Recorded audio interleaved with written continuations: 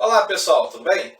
Aqui é o professor Cisne de Física, falando hoje para os alunos de terceiro ano do Colégio Estadual Adino Xavier e do CIEP 130. Tá? Eu trabalho nessas duas escolas, com a no terceiro ano, a gente tem dado aula, né? Tem dado a matéria aí na medida do possível nesse período meio esquisito, né? Mas vamos ao que interessa. A matéria de hoje vai ser um apanhado geral daquilo que foi dado durante esse período de tempo, tá? Da eletromagnetismo. Tá bom? O que nós fizemos? Nós demos a matéria de magnetismo da parte histórica, da parte dos ímãs e falamos sobre a questão envolvendo a unificação disso aí. Nós demos a matéria por escrito e hoje eu vou fazer um apanhado geral desse conteúdo, explicando aqui, com o auxílio do nosso Data Show, aquilo que está registrado e que está disponibilizado para você na plataforma, tá bom? Então vamos lá, professor Cisne, meu nome, terceira série, beleza? Então vamos começar aqui com a história do desenvolvimento do conhecimento do magnetismo. É basicamente o seguinte: o magnetismo, assim como a eletricidade, foi descoberto meio que por acaso, né? Então aqui nessa região da Magnésia, que é hoje pertencente à Grécia e à Turquia, aquela região ali, ó, tá vendo? Tá? A rocha que foi descoberta com essas propriedades especiais é a magnetita, é basicamente minério de ferro, tá? Aqui está a composição dela basicamente, ó, tá? Fe3O4, tá certo? É uma composição de outros óxidos de ferro basicamente menores, né? Constitui uma forma um pouco maior, tá bom? Magnetita é o nome da rocha, magnésia é o nome da região, tá bom? É na Capadócia ali, perto da Grécia, aquela regiãozinha ali, tá bom? Disputada entre a Grécia e a Turquia, e um período até pela Macedônia. Mas enfim, vamos lá, tá? Esse material tem uma forma cristalina, tem uma fórmula regular, é um material que o pessoal usava para produzir o tecido de ferro. Então, basicamente, é minério de ferro, tá certo? Os conceitos a respeito do magnetismo, à medida que o pessoal foi desenvolvendo o conhecimento disso, a partir do século V a.C. em diante, inclui notar que ele tem polaridade, porque tem horas que o metal atrai outro pedaço de metal e horas que repele, tá? E a questão da inseparabilidade. Então você tem polo, você tem atração-repulsão e você tem inseparabilidade. A inseparabilidade basicamente é o fato de que, por menor que seja o pedaço de ímã, ele sempre vai ter essa propriedade de hora atrair e hora repelir outro pedaço de ímã, tá? Bom, isso é do material e é da própria propriedade do magnetismo mesmo, tá? Bom, os ímãs hoje, eles têm várias aplicações, eles são constituídos em várias formas, e dependendo do uso, né, eles podem ter formatos diversos, tá? Para encaixar nas peças que eles ajudam a, vamos dizer assim, funcionar, né? Agora, tem um comportamento interessante, né? Quando você deixa o ímã, como naquele baldinho ali, ó, tá? Livre para ele oscilar, ele sempre para apontando uma direção especificamente, que é a direção norte do planeta, tá? Então, qualquer ímã colocado próximo ao outro se atrai em algum momento e ora se repele. E além disso, quando ele é deixado solto para se mover, ele acaba se alinhando com a direção norte-sul, tá? Essa propriedade chamando muita atenção dos homens um pouco após sua descoberta, tá? Bom, a conclusão disso aí é que o ímã tem duas partes. Como elas se orientam na direção norte-sul, aí decidiu-se chamar uma parte de polo norte e outra parte de polo sul. Na verdade, extremidades, tá? Uma extremidade de polo norte e uma extremidade de polo sul. Não importa o tipo de ímã, a forma de ímã, sempre vai ter esses dois polos, ok? Muito bem. Então, os chineses basicamente inventaram a bússola. Essa propriedade de apontar para o norte-sul permitiu a invenção da bússola, e essa que é a primeira bússola que foi inventada. Basicamente uma colher, né, de material magnético, que tem essa forma porque ela pode ser movimentada livremente, né? E a Zinan, como é o nome dessa colher, tá? Ela basicamente era uma curiosidade, século I a.C. E foi dada como presente ao imperador na época. Então era uma coisa de curiosidade, brinquedo, essas coisas, né? Somente no século IX depois de Cristo é que alguém tem a ideia de usar esse comportamento do ímã, né, para a orientação marítima. Nasce assim a bússola. Tá ok? Mas do século I a.C. ao século IX d.C., são 1000 anos de diferença. Tá bom? Também era assim, né? Tinha que estar na mão da pessoa certa para poder, opa, a gente pode usar isso. Tá bom? De repente, tudo que falta nesse período, né? Lembre-se, é um período muito sem tecnologia. Não tinha telefone, não tinha internet, não tinha carro, não tinha ônibus, não tinha bicicleta. Ou você ia a pé ou você ia com cavalo. Geralmente cavalos eram caros. Tá bom? Então imagina a dificuldade de se comunicar uns com os outros.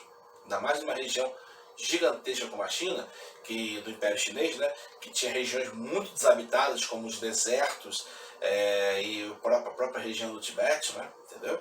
Então, realmente, qualquer coisinha para se descobrir ali, para se comunicar aos outros, custava muito tempo. Ok? Muito bem. A propriedade que permitiu então a invenção da bússola permitiu a navegação a partir do século IX ter uma outra forma de orientação. Na Ásia, mas na Europa isso só chega no século XIII d.C. Tá ok? Não se tem certeza de como se chegou na Europa, mas tem mais certeza disso do que certeza de se Colombo, por exemplo, Cristóvão Colombo, tinha um aparelho desse aqui em suas naus quando chegou na América. E até mesmo o Pedro Álvares Cabral, será que ele tinha um negócio desse aqui lá? Provavelmente tinha, porque ele já tinha 200, 150, 200 anos de experiência com material, com esse dispositivo. Então é capaz de ter as naus que chegaram aqui na América primeiro, né? Okay? Aí então começam a ser desenvolvidas as bússolas modernas. Quando? Quando esses caras pegam a rosa dos ventos, norte, sul, leste, oeste, nordeste, noroeste, sudeste, sudoeste, e colocam dentro da bússola. Tá vendo? É uma orientação mais precisa. Então as bússolas modernas seguem essa orientação até hoje. É difícil você hoje comprar uma bússola, mas mesmo quando você baixa o aplicativo da bússola no celular, tem lá a rosa dos ventos. Ok? Então, aí o comportamento da bússola nas diversas regiões do mundo. Repara que não importa, opa, deixa eu botar lá, não importa o lugar do mundo, olha, apontando norte-sul, apontando para o norte, apontando para o norte, apontando para o norte, apontando para o norte, tá vendo? Não importa o lugar do mundo que ela seja colocada, está sempre apontando para o norte. Então, definitivamente, ela vai ajudar o pessoal a se orientar. Não tinha GPS naquela época, hein? Estamos falando de 700, 800 anos atrás. Ok? Vamos lá. Vamos falar especificamente dos ímãs agora. As propriedades que os ímãs têm. Primeiramente, os ímãs, eles são corpos que apresentam fenômenos magnéticos notáveis, tá? E aí nós vamos falar de 4 propriedades dos ímãs. Primeira propriedade. Os ímãs atraem fragmentos de ferro, ou seja, pedaços pequenos de ferro, que eu coloquei aí em parênteses de malha, né? No caso de um ímã de forma em barra, como tem esse aqui, ok? O ferro vai atrair vai ser puxado para as extremidades de cima, tá bom? Se for um ímã em forma de esfera, não tem extremidade, ela vai grudar nele assim mesmo, tá? Não importa a forma do ímã, essa propriedade acontece. Então, a primeira propriedade, o ímã atrai ferro e outros metais que mais tarde a gente vai falar sobre eles, tá bom? Segunda propriedade, quando o ímã é suspenso de modo que ele pode girar livremente, ele sempre para orientado na direção norte-sul geográfica, tá? E isso fez o ímã receber para as suas extremidades os nomes Polo Norte, Polo Sul, ok?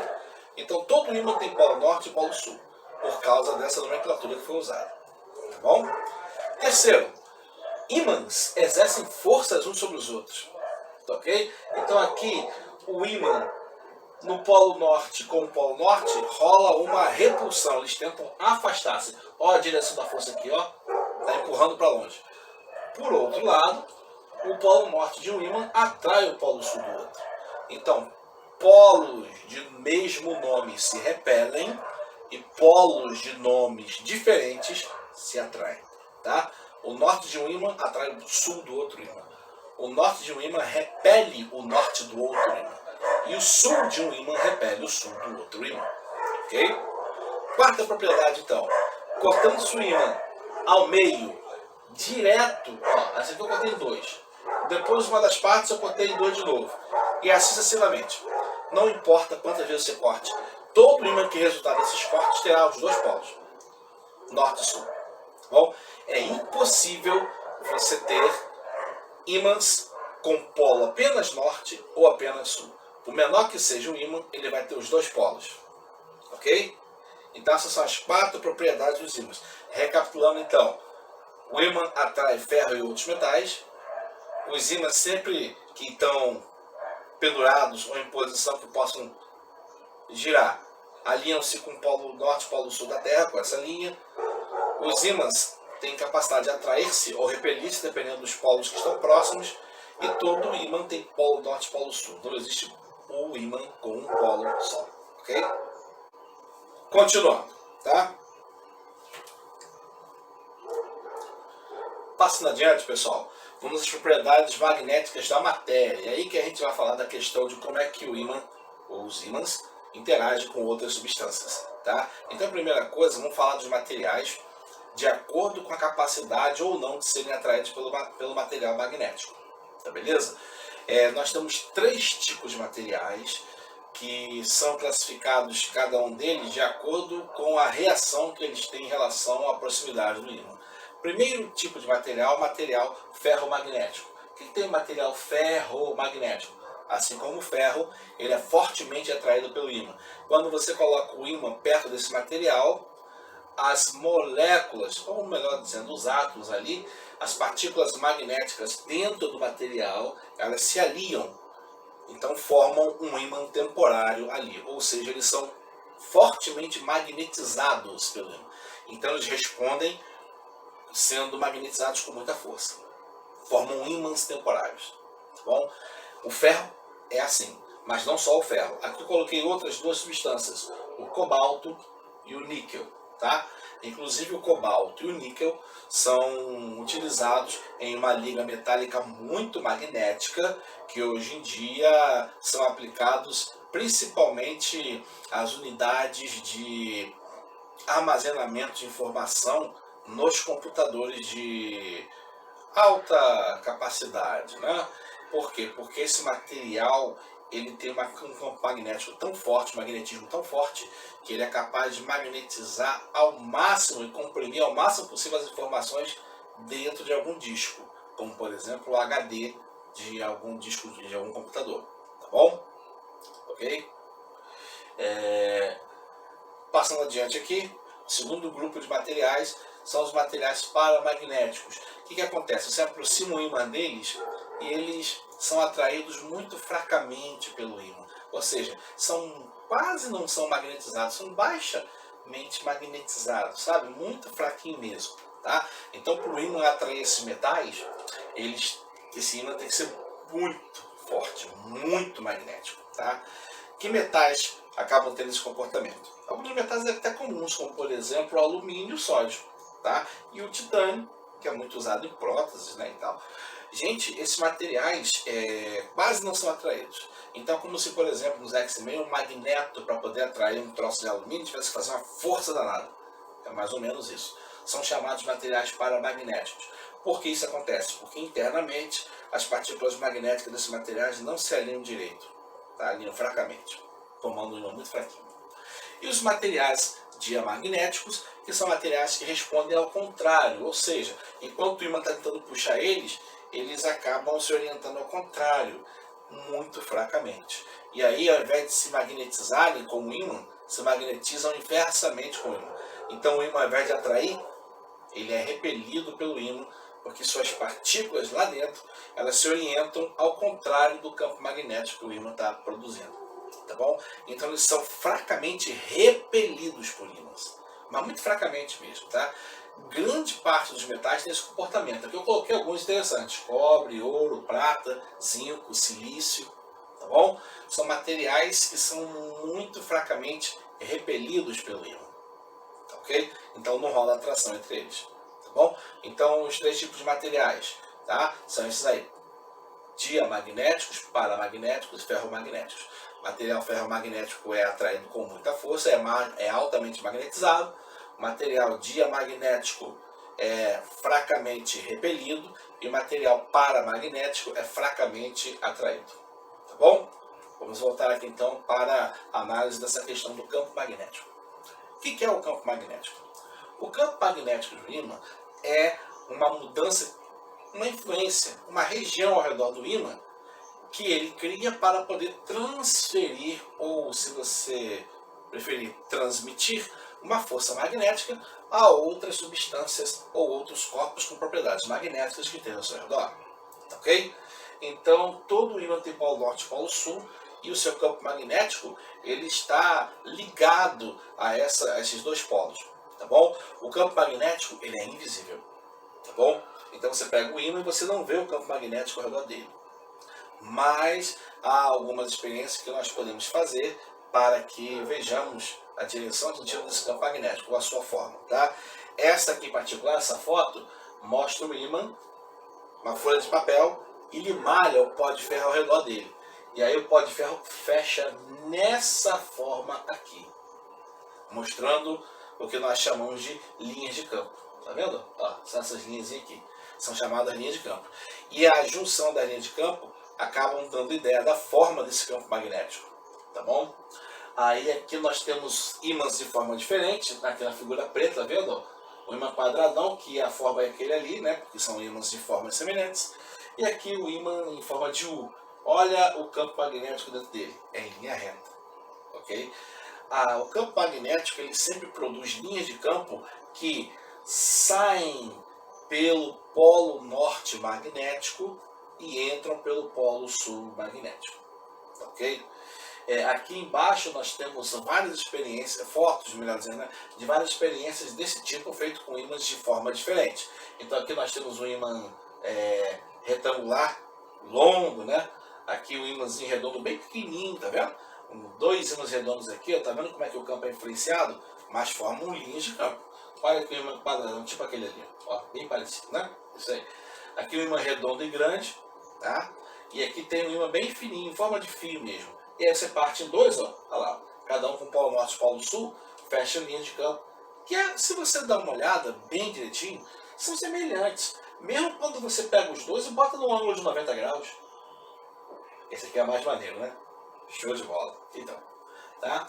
Então, para cada ponto aqui ao redor do campo magnético, tá? Ao redor do ímã, para cada ponto eu vou ter um valor, uma direção e um sentido desse campo magnético.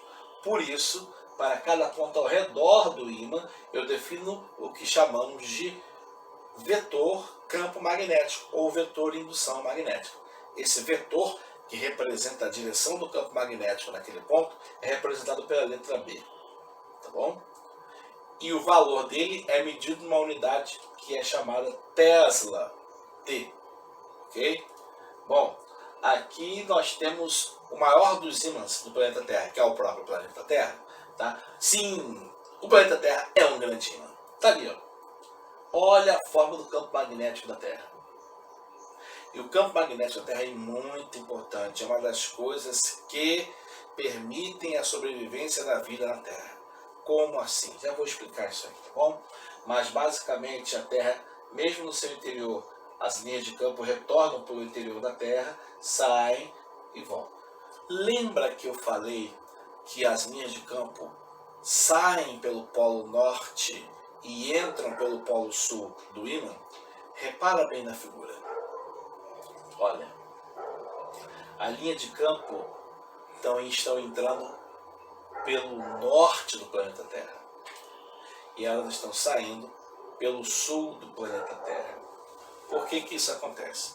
Isso acontece porque se cometeu um erro, tá? Que erro foi esse? Quando se pegou o ímã, esse aqui aponta para o norte, então esse cara é o polo norte. Esse aqui aponta para o sul, esse aqui é o polo sul. Mas o polo norte de um ímã atrai o polo sul do outro ímã. Na verdade, o planeta Terra tem no hemisfério norte o sul magnético e no hemisfério sul o norte magnético. Por isso que a bússola fica com o norte apontado para cima, vamos dizer aqui, né? Dessa maneira. Porque aqui é o polo norte da bússola sendo atraído pelo polo sul da Terra. O que faz sentido com o que nós falamos antes. Então, por não saber disso, a nomenclatura que foi dada aos polos do ímã trouxe-nos um inconveniente.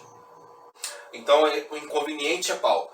É o fato de ter que lembrar que aonde é o polo norte geográfico da Terra é o polo sul magnético, e aonde é o polo sul geográfico da Terra é o polo norte magnético. Tá bom? Então os polos são invertidos por causa de um erro histórico que se cometeu. Tá? Agora não tem mais como voltar, né? Tá bom?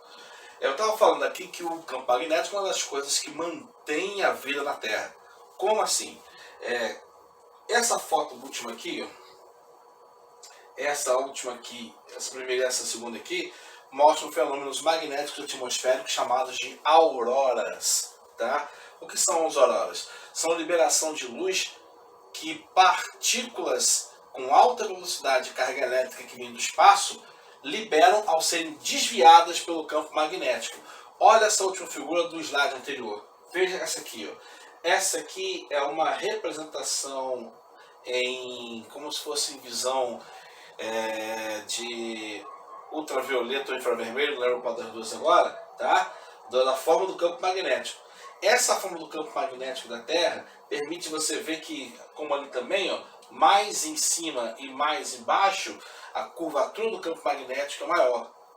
Isso faz com que partículas, isso faz com que partículas que cheguem nessas regiões sejam desviadas, percam energia e liberem uma parte de sua energia em forma de luz. Como são só no extremo norte e só no extremo sul, somente nessas regiões dá para ver a aurora. No extremo norte, essa aurora é chamada boreal. No extremo sul, essa aurora é chamada de austral. Tá? Por que a aurora boreal é tão mais famosa? Porque no extremo norte nós estamos falando de países como, por exemplo, Rússia, né, no caso do extremo norte do planeta mesmo, né, ali na Sibéria. Nós temos a Lapônia, Suécia, Dinamarca, temos a Islândia, temos a Groenlândia, que é uma parte da Islândia, e o extremo norte ali da América, né, norte do Canadá, e o Alasca, que pertence aos Estados Unidos. Nesses lugares tem gente morando. E por isso, muito mais gente teve oportunidade de ver a aurora boreal e fazê-la famosa do que, por exemplo, na Antártida, que é onde você consegue ver a aurora austral. Na Antártida não mora ninguém. Tá bom? Então, por isso a aurora boreal é muito mais famosa, porque tem muito mais testemunhas. Tá bom? Mas, nos dois extremos da Terra acontece a mesma coisa. Beleza? Muito bem. Essas partículas, elas têm tanta energia que se chegassem na superfície da Terra, elas agiriam como partículas de alta energia, tipo raio-x ou raio gama, e praticamente esterilizariam a superfície terrestre. Então o campo magnético, ao desviar essas partículas, protege toda a vida que está na superfície da Terra desses raios. Então o campo magnético para nós é muito importante. O campo magnético da Terra, é claro. Além disso, tem outros também, né? Tem o fato de algumas aves, algumas espécies de aves, migratórias especialmente, terem seu voo orientado pelo campo magnético da Terra. Tá bom? Isso é muito interessante também, você pode consultar na internet para ver isso aí. Aqui tem algumas fotos mostrando a aurora boreal vista do espaço. Deixa eu botar aqui, peraí, lá naquele pontinho lá, ó, tá vendo a aurora boreal vista do espaço? Tá ok? Aqui uma outra representação em ultravioleta, tá? É uma manipulação feita em laboratório. Tá bom? E aqui mostrando que outros planetas como Júpiter, por exemplo, também tem sua aurora boreal ou aurora austral, tá? Ok? Beleza, tá bom? Aqui é uma foto, uma representação do que acontece numa tempestade solar, que aí o Sol emite uma quantidade de partículas muito maior do que geralmente emite. E aqui um gráfico, como se fosse um gráfico de calor, de como fica a emissão de luz dessas partículas. Olha a Terra aqui, ó, ao longo da Terra. Tá vendo? Então, onde tem as cores mais fortes, vermelho e amarelo, são onde tem maior emissão de energia, maior emissão de luz, no caso. Tá bom? Então, o campo magnético é uma das coisas que protege a vida na Terra. Tá bom? Tem a atmosfera, outras coisas. Mas o campo magnético dá a sua contribuição. Graças a Deus ele está aí para nós. Inclusive, o campo magnético da Terra está em mutação. Alguns cientistas dizem que ele está enfraquecendo, mas uma taxa muito pequena, e que ele tem um giro, ou seja, está rotacionando. E outros cientistas afirmam que a origem do campo magnético da Terra é o movimento do núcleo da Terra, que é basicamente ferro derretido, que tem um movimento de rotação. Ok? Isso geraria o campo magnético da Terra. Tá bom? Então, Espero que vocês tenham conseguido entender. Depois você me dá um retorno a respeito disso, tá, pessoal? Uma boa semana para vocês. E daqui a pouco a gente volta de novo. Falou? Valeu!